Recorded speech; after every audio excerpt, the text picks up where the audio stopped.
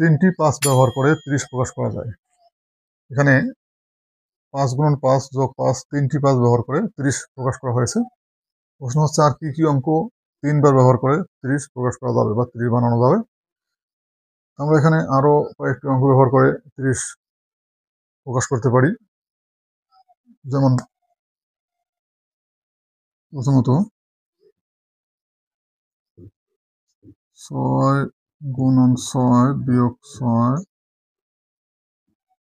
সমান 30। আবার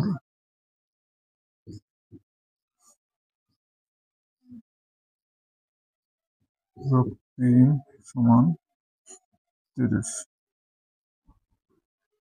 মানে এখানে 3 এর পাওয়ার কিউব আছে, অর্থাৎ 3 3 9 3 9 27 যোগ 3।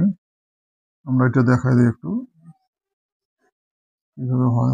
3 3 9 3 9 27 যোগ 3 সমান 30।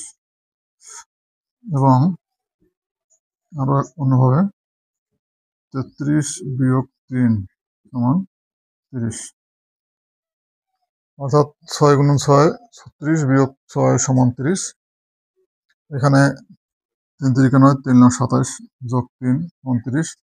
33 বিয়োগ 3 সমান 30। অর্থাৎ 6 এবং 3 আমরা প্রতিটি অঙ্ক আলাদাভাবে 3 বার ব্যবহার করে আমরা 30 প্রকাশ করতে পারি। যেমনটি এখানে 5 গুণন 5 যোগ 5 সমান 30 প্রকাশ করা হয়েছে। অনুরূপভাবে আমরা 6 গুণন 6 অর্থাৎ এখানে 3টি 6, এখানে 3টি 3, এখানে 3টি 3 ব্যবহার করে আমরা 30 প্রকাশ করেছি।